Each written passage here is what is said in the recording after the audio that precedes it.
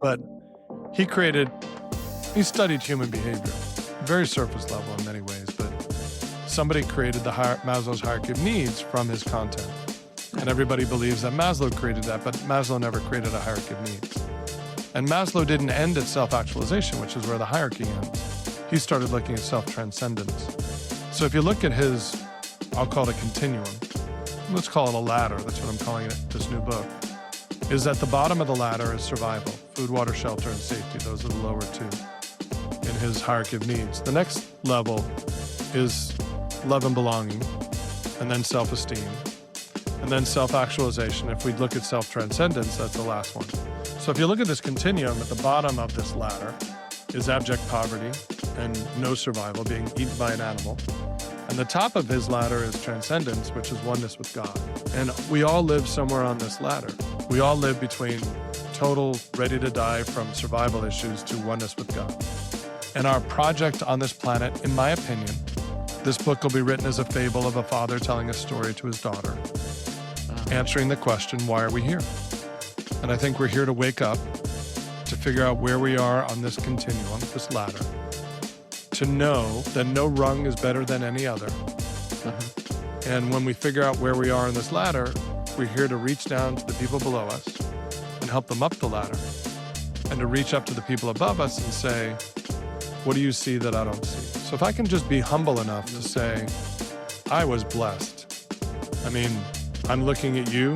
One of my best friends is a man of color. And he says, Larry, you have no idea what it's like to be a man of color. You walk down the street and people look at you differently than they look at me. And that's true. And he says, you come from privilege. I'm like, yes, I do. And my daughter tells me all the time. But I can't do anything about the fact that I was born a white male in 1963 in New York. And I've had every opportunity in my life to have a beautiful life that I have. I was not put on this planet to be in abject poverty. For whatever reason, I don't ask. I don't worry about it. My opportunity is to wake up and to help those that are asking for help to move up this ladder. That's my opportunity. That's why I coach.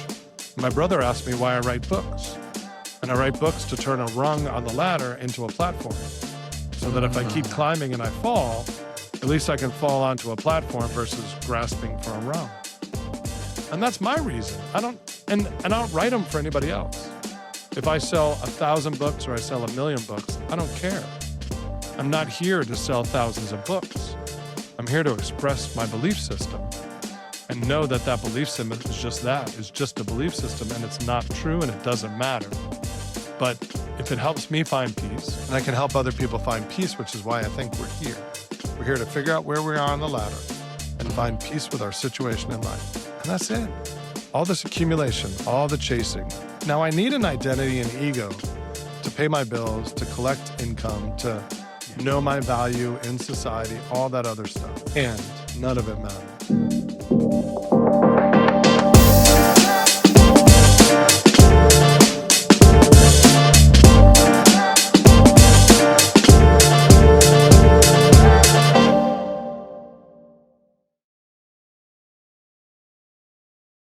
Okay. You're listening to Unfiltered Conversations. Today's guest is Larry, an entrepreneur and community builder who spent decades around high performers and noticed a pattern.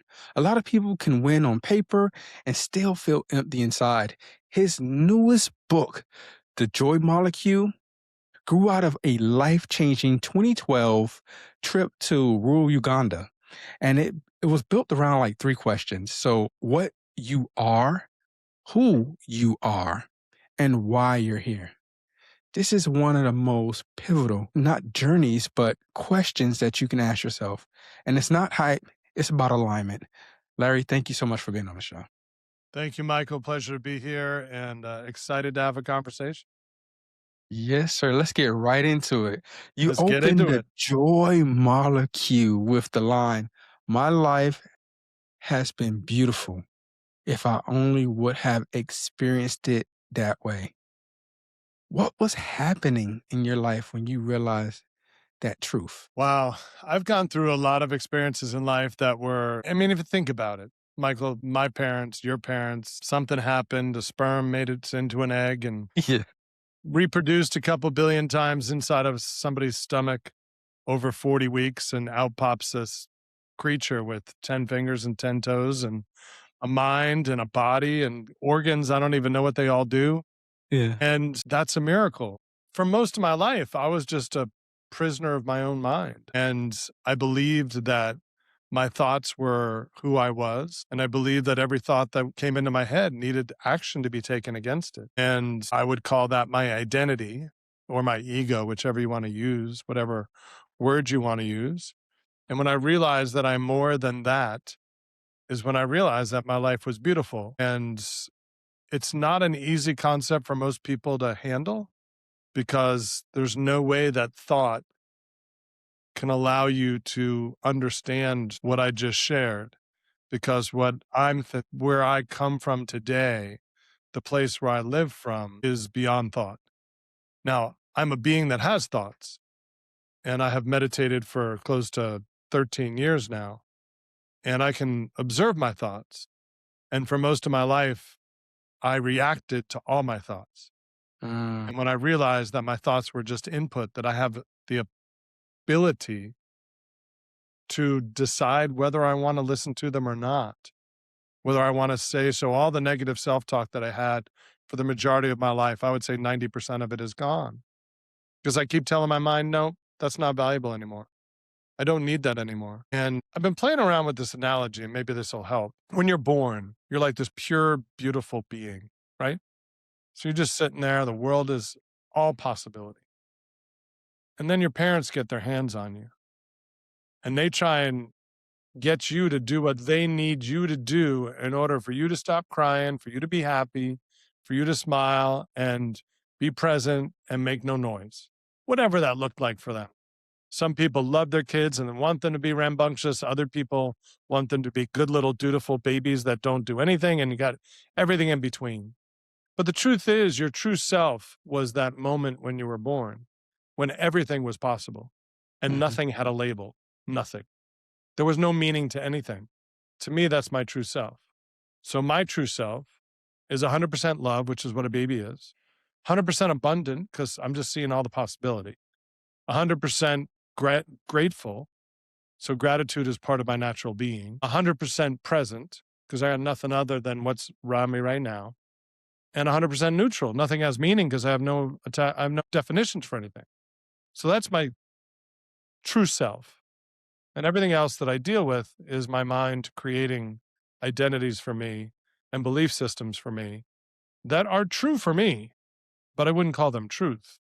Because most of the stuff I've believed over my life has changed. Like I would have a belief system, and then 10 years later, I look back and I'm like, that was pretty silly. So if that's silly 10 years from now, from when I had it, what's going to look silly 10 years from now? And I have no idea. So I try and loosely attach myself to some beliefs and ideas, but at the end of the day, the world is unfolding perfectly. So Mm. you got this baby, they come out beautiful. Your parents get a hold on you, and yourself, your true self, goes in the passenger seat.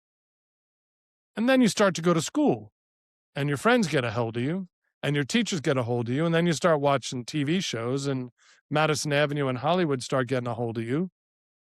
And then you start to go in the back seat. Mm.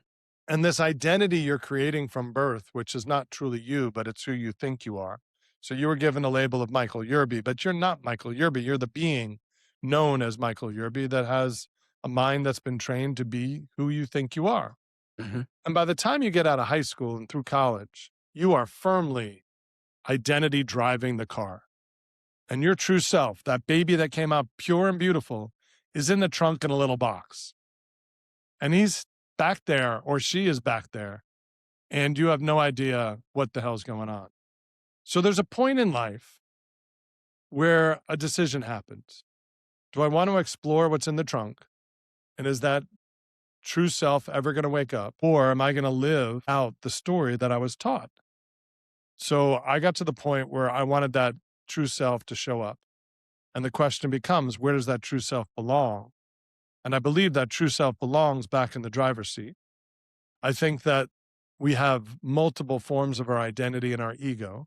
So we have an inner child, we have a conscious self, and we have a highest self. And to me, my highest self is my natural being. So I want to put that natural self, highest self in the driver's seat. And the best place to be in a car, if you really want to see the world, is in the passenger seat, because the driver's got to focus on other stuff coming. Yeah, I And understand. if you're the passenger, you get the best view. So I end up realizing that I need to stay, at least my conscious self, my age appropriate behavior gets to sit in the passenger seat. Now, my inner child, my wounds, my own drama, my own stuff has multiple parts. Maybe there's a half a dozen inner child. You got your happy inner child, you got your sad inner child, you got your angry inner child, you got your needy inner child. And we got to thank them, love them, appreciate them for all the things they did for us to keep us safe and comfortable as children. Hmm. But now they're not needed anymore.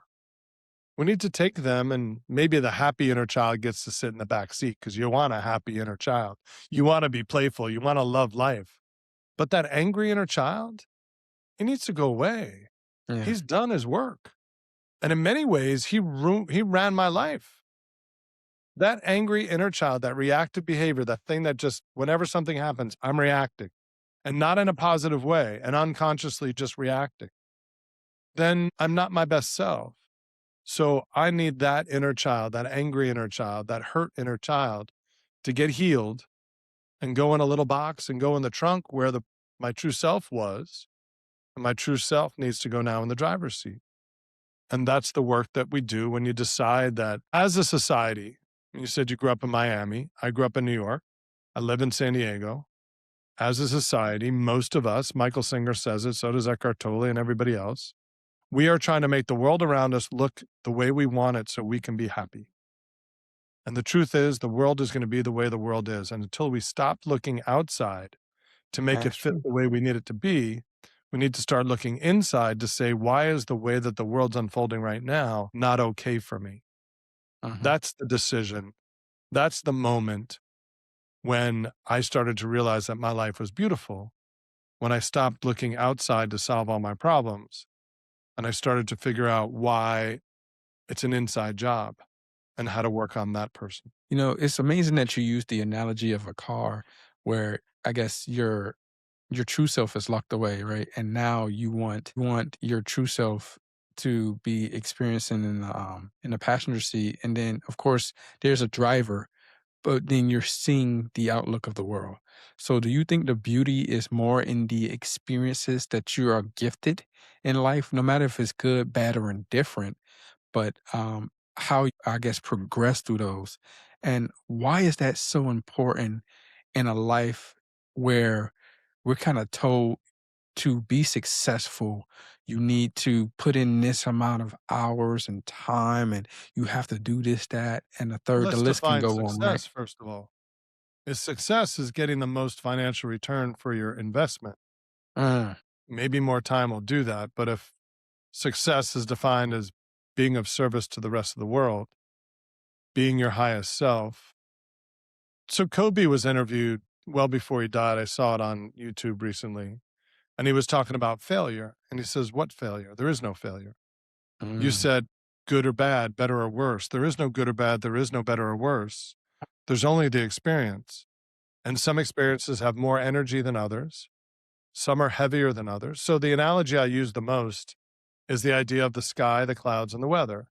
So my true self, the being that's watching my thoughts, is the sky.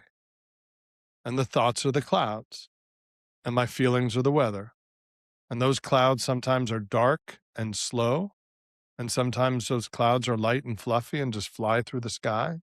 And those are our thoughts. But when we think we're the clouds, there's no peace. We're blown around by whatever's going through our mind. And the opportunity is to realize that we're more than that. And the challenge that we face with the question you just asked is that we define success as achievement. And when I work with clients, there's about 30 or 40 words I ask people to define. And I was working with a client recently and I gave him 5 words. And one of the words was identity and the other was self. And he said, I define them as the same. And I'm like, that's a problem. Because to me, myself is my true self, is my one that is beautiful, abundant, love, gratitude, neutral, and present. And my identity is the thing I've created in my mind that allows me to live in society so that people can see me the way they need to see me. I can't have this conversation with everyone, but when I'm on podcasts, I don't know if I'm here to shake people up or I'm here to let people see something that they might not see in themselves. But when I speak to audiences, which is what I love to do, my opportunity is to just poke holes in people's belief system. So I'll ask you, I mean, where did your belief system come from and why do you believe it? Are you talking about when it comes to my religious aspects or just how I operate in life in general? How you operate in life, your belief system, where did it come from?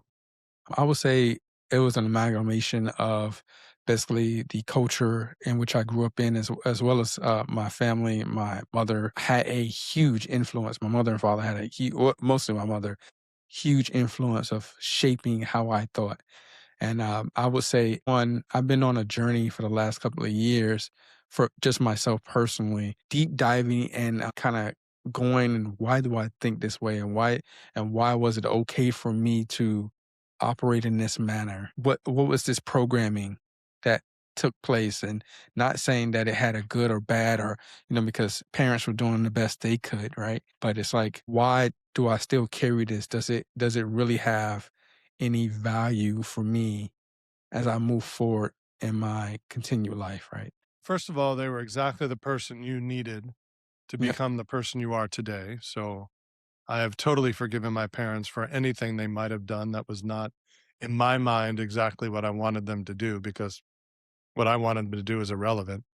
But the real question I have for people is, why do we believe that our belief system, which in my mind is made up of our experiences that we have in the world, all the senses, and our interpretation of what's unfolded in front of us?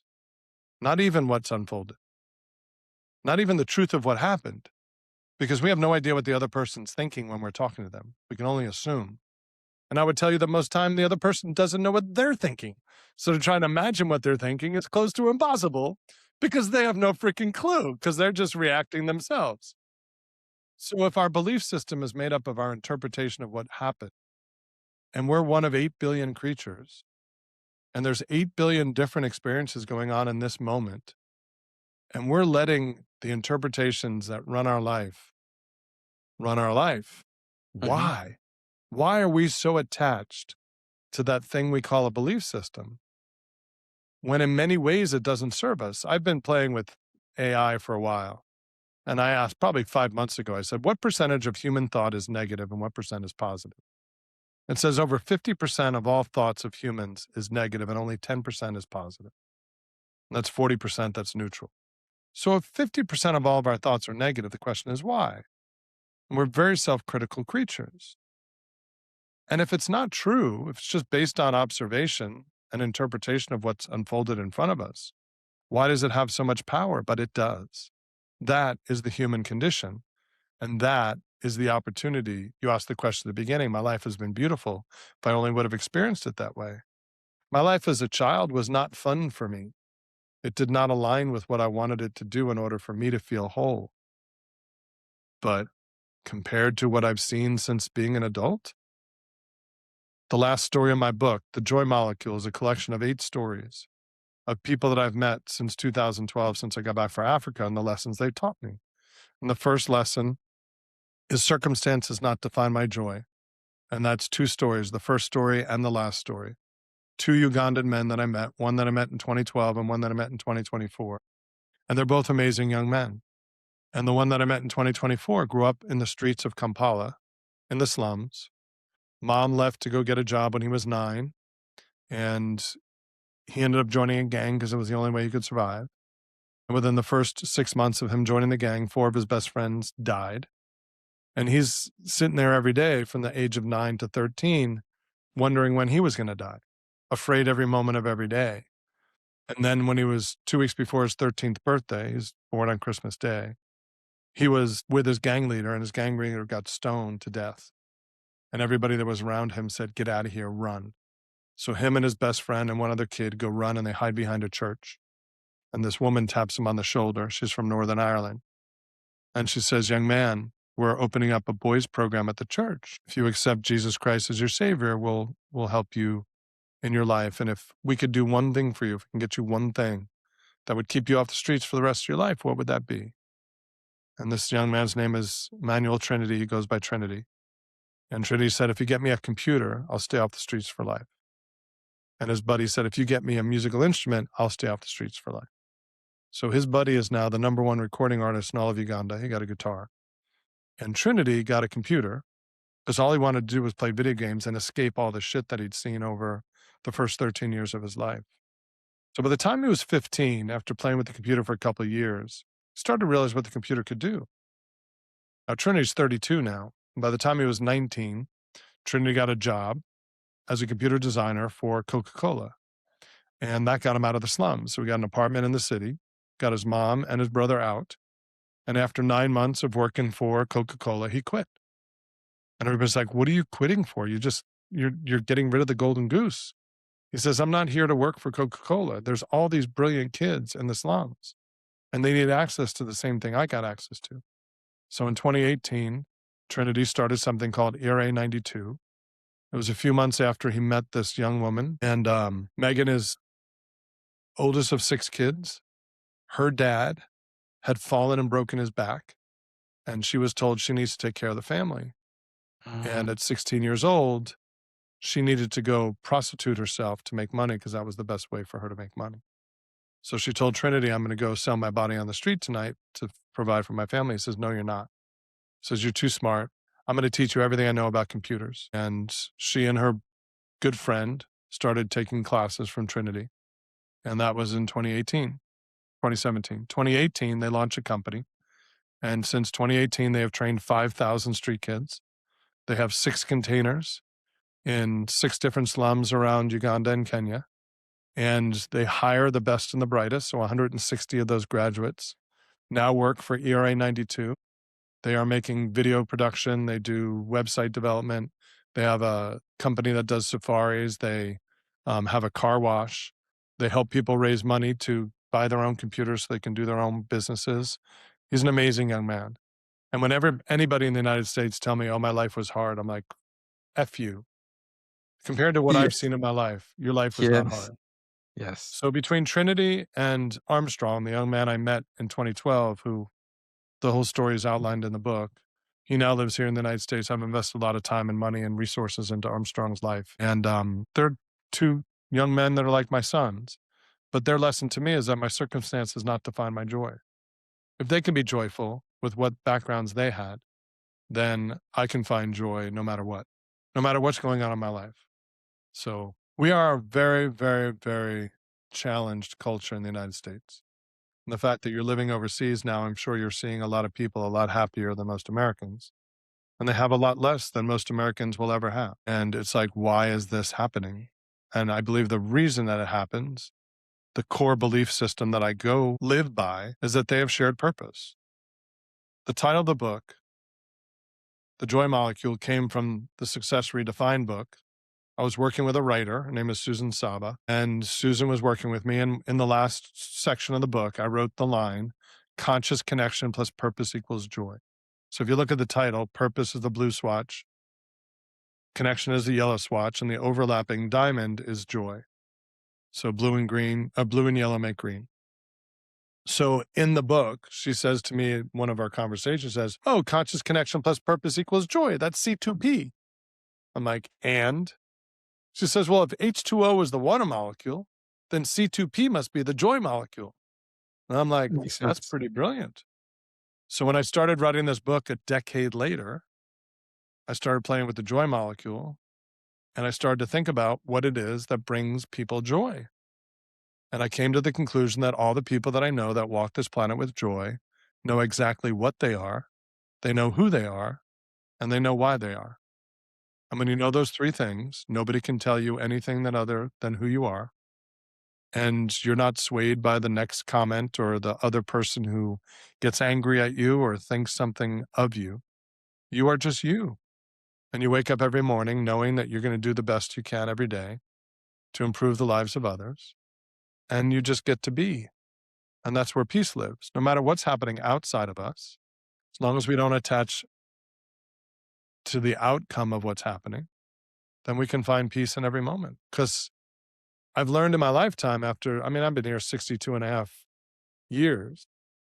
And if I look at the world through my lens, there are so many things that happened in my life that I thought were horrible, yet they informed me in a way that I never could have been informed otherwise. Right. So there's no good or bad. There's just days with more energy than others. There's days that are more memorable than others. But I've stopped labeling things as good and bad. They just are. And I used to say things are happening for me, not to me. And the truth is, neither one. They're just happening. Now, it's a better mindset. The positive mindset is happening for me versus to me, I think is a more positive way of living on this planet. But the truth is, neither one is true for me.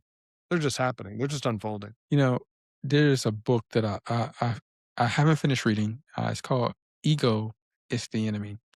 Yeah, And I'm it listening to it talks right about, now. oh, yeah, oh, okay, okay. And, it has some pretty radical and wild concepts of basically how it talks about how our ego consistently manifests itself in a lot of different ways, innocuous ways that it's not, that it doesn't seem harmful, but it is, right? And you kinda compared, the joy killer. What do you see is that comparison, that's hiding in us as people when it comes to our ego, or is it self-hatred or whatever that might be that is going on that is, like, destroying that for us? I don't know. I just know that as Americans, we are trained by Madison Avenue to want more, to want a prettier spouse, to want a nicer car, a bigger house. Whoever created Madison Avenue was brilliant because they've convinced an entire nation that getting more will make you happier. Yeah, And getting yeah. more just makes really wealthy people wealthier because the stock market goes up and they benefit. And they actually even benefit when the stock market goes down because many times they know in advance when it's going down. So they play the market. So at this moment in time, I think we are programmed to believe that we need more. And I promise you, there'll always be better somebody with more money, nicer house, nicer car, better looking, hotter spouse, whatever you want to look at to compare yourself to, you can find it. And if that's the truth, then stop looking because there's no reason. The last story in the book before Trinities is Irving Levin. And Irving was super amazing human being, sold a business 20 years ago for $500 million and became a philanthropist. And he ended up focusing on first generation scholars, kids that are first in their family to ever go to college. And last year, he graduated his 1,000th scholarship student. He gives them $5,000 a year every year for 4 years. He now has 1,000 students under scholarship active right now.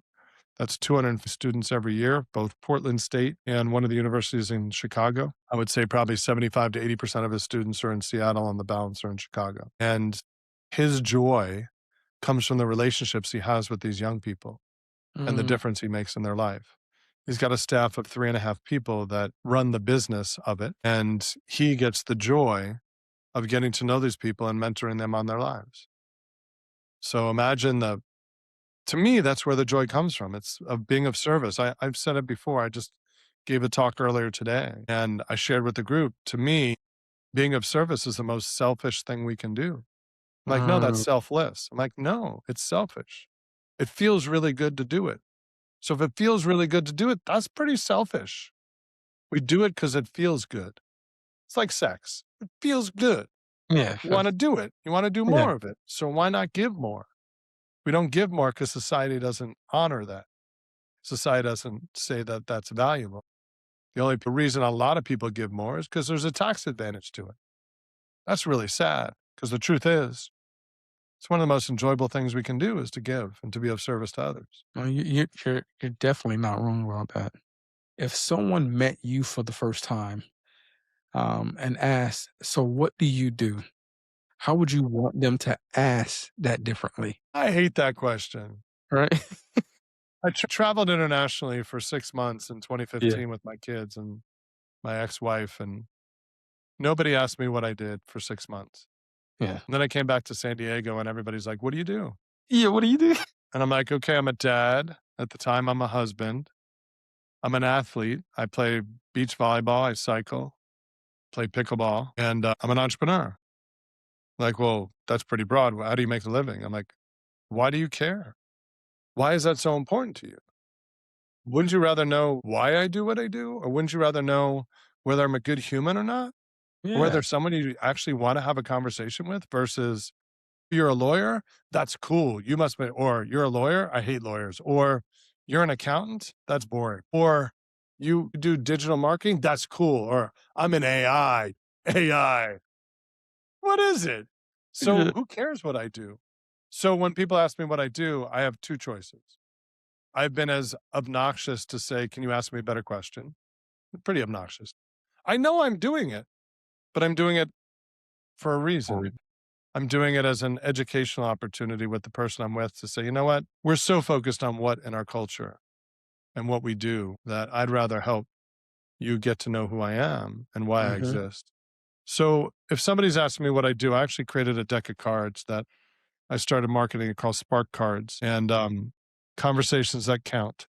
So I was talking to a friend of mine who's a keynote speaker, and I said, you know, I'm going to start doing a lot of speeches, and I want to give away a card with 50 questions on it that have nothing to do with what you do. It's all about who you are and why you exist.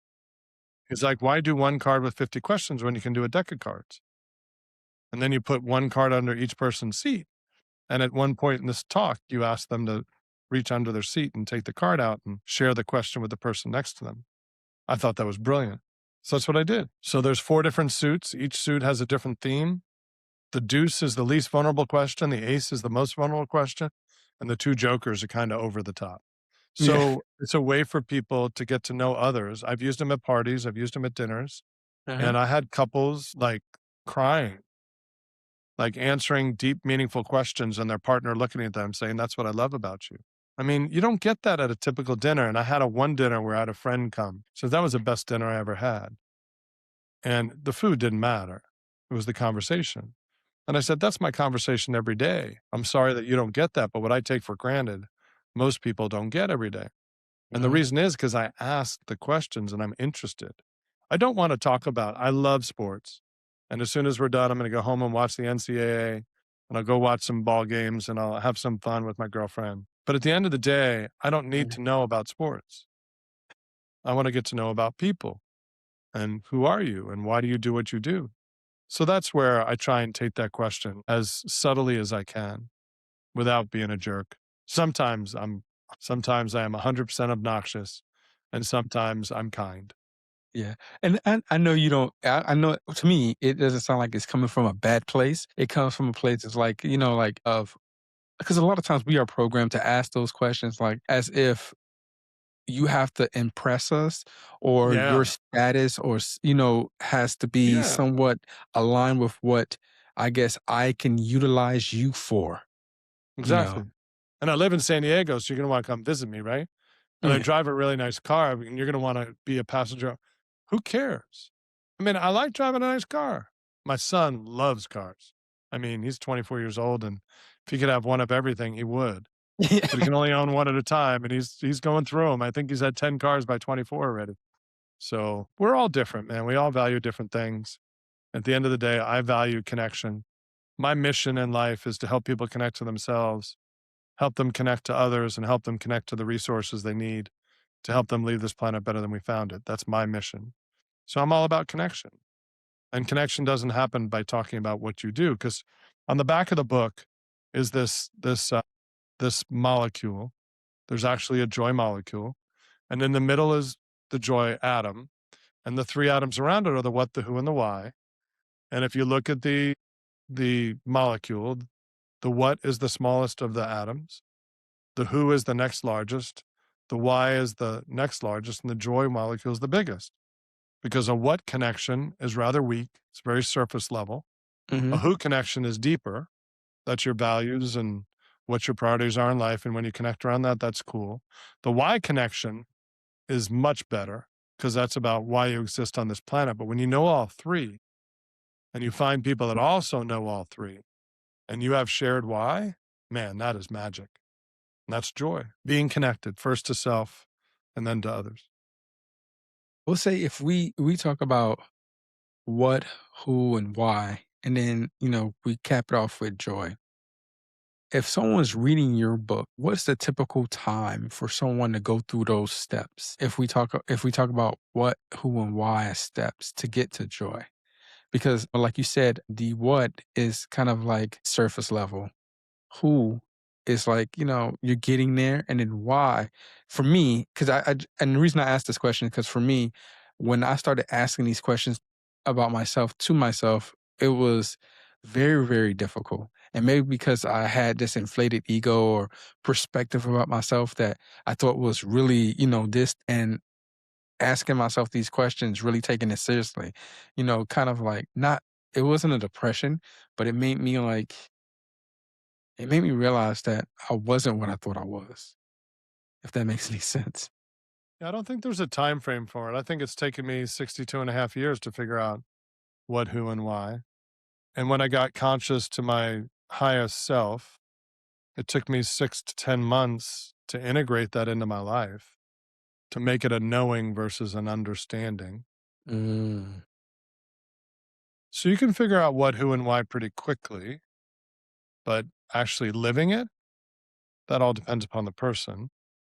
I do coaching work and I go through 3 steps with people. First is awareness of you're probably not what you think you are. And how do we get you to break down your belief system to understand that you're not, you are, versus my name is, and I am. I had somebody give me their card and they say, this is me.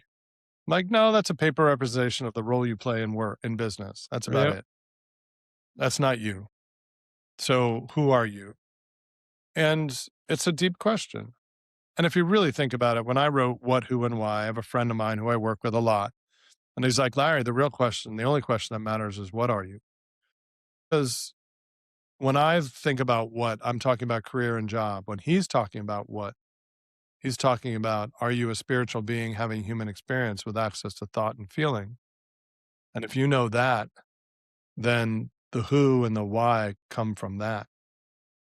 But if you're just coming from mind and you're trying to figure those things out, then it's all thought. Alan Watts is probably the best at talking about that. You can't solve thought from thought. The only way to get past thought is to be past thought, is to Mm, come from a place of knowing that you have thought.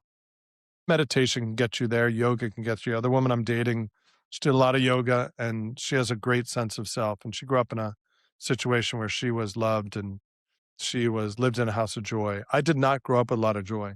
It's funny, I've listened to a lot of podcasts since I've been playing around on Podmatch and being a guest on all these shows. And I heard this one guy talking about happiness. And the host said, so have you been happy your whole life? And he says, yeah, grew up happy, all this. I'm like, how can you write a book about happiness when you've never been sad? mm, It's like you're coming from a perspective of only being happy. yeah. And I wouldn't read that book. That book about being happy from a happy person, they can't deconstruct happiness if they don't know what sadness is. And there is no happiness without sadness. And there is no good without bad. There is no evil without. I mean, we live in this world where we think we're better than, like you said before, you were disappointed in yourself. There's nothing to be disappointed in. I'll give you a total reframe for your life. So I'm working on 3 more books. Well, there'll be 4 more books after this one. So the next book's going to be written with one of the characters in the book. His name is Joe Delagrave. He's the coach of the wheelchair rugby team for the U.S. He'll be the coach of the team in the 2028 Olympics in LA, Paralympics. And he broke his neck at 19, 6'6", 260, tight end football player. And between freshman and sophomore year, he was in a boating accident, snapped his neck. Went from active athlete to quadriplegic in a matter of a second. And he also got cut from the U.S. Paralympic team in 2016 when the year before he was player of the year globally and co-captain of the team because the guy who was coach of the team didn't like him. So he got his identity ripped from him a second time. So that whole section of the book is 3 different challenged athletes. And Joe's story we're calling the identity illusion. So my first lesson was circumstances not define my joy. Second lesson is this woman, Carrie Rich, who was handed $2 million at 26 to go change the world. That lesson for me is my work needs to matter. The third lesson is this idea of identity. Identity and ego kill my joy. And that's going to be the next book called The Identity Illusion. And that'll probably be out later this year. I wrote the forward, and it's Joe's complete story, not just the 6-page that I wrote about him. The next lesson and the next story is Judith Briles, my publisher. It's all about perseverance, persistence, and patience. We all need to keep moving forward. And the last lesson I talked about, Irving Levin, is called the Enough Academy. When we have enough, what is our responsibility back to others? So those are my 5 lessons. But the framework that I'm using around this, that I'm helping other people with, is Abraham Maslow died close to, 80 years ago. Mhm. But he studied human behavior, very surface level in many ways, but somebody created Maslow's hierarchy of needs from his content. And everybody believes that Maslow created that, but Maslow never created a hierarchy of needs. And Maslow didn't end at self-actualization, which is where the hierarchy ends. He started looking at self-transcendence. So if you look at his, I'll call it a continuum, let's call it a ladder, that's what I'm calling it, this new book, is at the bottom of the ladder is survival, food, water, shelter, and safety. Those are the lower 2 in his hierarchy of needs. The next level is love and belonging, and then self-esteem, and then self-actualization. If we look at self-transcendence, that's the last one. So if you look at this continuum, at the bottom of this ladder is abject poverty and no survival, being eaten by an animal. And the top of his ladder is transcendence, which is oneness with God. And we all live somewhere on this ladder. We all live between total ready to die from survival issues to oneness with God. And our project on this planet, in my opinion, this book will be written as a fable of a father telling a story to his daughter, answering the question, why are we here? And I think we're here to wake up, to figure out where we are on this continuum, this ladder, to know that no rung is better than any other. And when we figure out where we are in this ladder, we're here to reach down to the people below us and help them up the ladder, and to reach up to the people above us and say, what do you see that I don't see? So if I can just be humble enough to say, I was blessed. I mean, I'm looking at you. One of my best friends is a man of color. And he says, Larry, you have no idea what it's like to be a man of color. You walk down the street and people look at you differently than they look at me. And that's true. And he says, you come from privilege. I'm like, yes, I do. And my daughter tells me all the time. But I can't do anything about the fact that I was born a white male in 1963 in New York. And I've had every opportunity in my life to have the beautiful life that I have. I was not put on this planet to be in abject poverty. For whatever reason, I don't ask. I don't worry about it. My opportunity is to wake up and to help those that are asking for help to move up this ladder. That's my opportunity. That's why I coach. My brother asked me why I write books. And I write books to turn a rung on the ladder into a platform, so that if I keep climbing and I fall, at least I can fall onto a platform versus grasping for a rung. And that's my reason. I don't write them for anybody else. If I sell 1,000 books or I sell 1,000,000 books, I don't care. I'm not here to sell thousands of books. I'm here to express my belief system and know that that belief system is just that, is just a belief system, and it's not true and it doesn't matter. But if it helps me find peace, and I can help other people find peace, which is why I think we're here to figure out where we are on the ladder and find peace with our situation in life. And that's it. All this accumulation, all the chasing. Now I need an identity and ego to pay my bills, to collect income, to know my value in society, all that other stuff. And none of it matters. That is wow. But for a person who's listening and they won the game of life and lost their joy, what is one small thing you think, because what you're sharing is revolutionary to me. And especially as I go down this road and I grow. But what is one small thing that you can say or give them in the next 24 hours that they can move towards alignment with? So step one is to be aware of, just awareness is the first step. So awareness, alignment, and then aligned action. That's my process that I help people through. But if they can do one thing in the next few hours to change their life, give themselves to others, be of service, go find a way to work at a soup kitchen, go find a homeless person and help them, go find a kid in need. Do something to stop focusing on yourself. Just be of service, because the only moment that exists is right now. The future is not given. The past already happened, and we've created stories from it that are not true. They're just our stories. And we can change our story whenever we want to. And the best way to find peace in my world is to be of service to others. That's why I do these podcasts. I mean, I'm sharing a message I think is critically important. I'm not saying I'm any better than anybody else. And in many ways, I have tons of flaws. And I'm at peace with them because I know that there was no conscious bone in my body that has ever wanted to hurt anyone.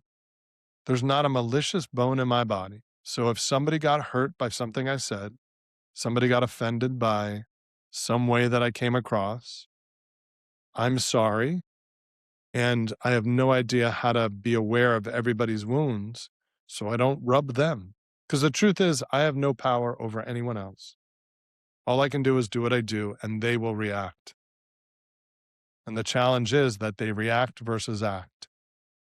They don't take the information in and decide what to do with it. They just react. That is inner child stuff. That is your basic self showing up and reacting. Acting is a conscious thought process. I'm going to take this information in, decide what to do with it. Knowing is trusting your being and being present to what is. And when I do my coaching, I don't prep. I just show up. I be present. And I trust that some higher self is going to guide the conversation exactly where it needs to go. And my final question for you is, what did I not ask that I should have asked? Or what do you wish more people understood about you and your work? What did you ask? I think you asked some great questions. I think you were very present. You were here. You were in the conversation. I greatly appreciate that. So I don't think there's anything you didn't ask. What would I want people to think about? Where do I want them to go? I would want them to realize that we have an opportunity as fellow humans on this planet to be kind and generous to each other, and that nothing is promised, nothing is earned alone. I've worked with entrepreneurs for 33 years, and the ones that turn my stomach are the ones that said, I did this and I earned it, and it was all on my back. Yeah. I don't know. I think your parents had something to do with it. The school you went to might have had something to do with it. Pulled up by your bootstraps. I get it. And there's some people that have been through a lot of crap to get where they are, but nobody does this alone. First of all, we're all one. We're all one being separated into 8 billion creatures experiencing what's going on here. I believe that. And if that's true, why are we not kinder to each other? And a lot of it is, to me, programming. I hate this person because of the color of their skin. I mean, look at the Palestinians and Israelis. They all look the same, but they hate each other Yep. only because of the religion or location they were born into. I understand the defensiveness on both sides, but it saddens me that as humans, we take those positions. So what do I wish for? I wish for more peace, more love. I think we are all love at our core, and we all live in abundance. And there's a lot of people that have transitioned more to scarcity than abundance. We live in a scarcity society, and I lived in it for a long time. My dad went broke when I was 10. I learned scarcity really well as a kid. My brothers told me 5 years ago, he says, just got to make peace with it. And I've realized, no, my soul knows abundance.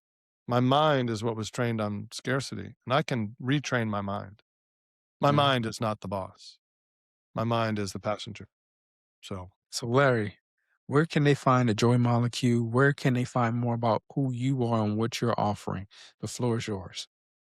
So 5-dots.com, the number 5-dots, DOTS, .com is the website. Larry at LarryKeslin.com.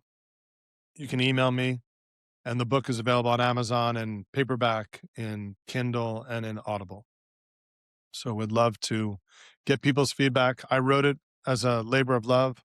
The people in the story are amazing humans, and I love telling their stories. That's one of my gifts. Okay. Larry, thank you for bringing both honesty and clarity, especially your message today, especially the difficulties of some people understanding what success is and the significance of that when it comes to understanding how it aligns to your joy. And for all the listeners out there, if this conversation hits home, I want you to sit with those 3 questions: what you are, who you are, and why you're here, and take one small step to the truth that was expressed today. Thank you for your time. My pleasure, Michael. Thank you for all the work you're doing and the person that you're becoming. Thank you, sir. Peace out. Peace.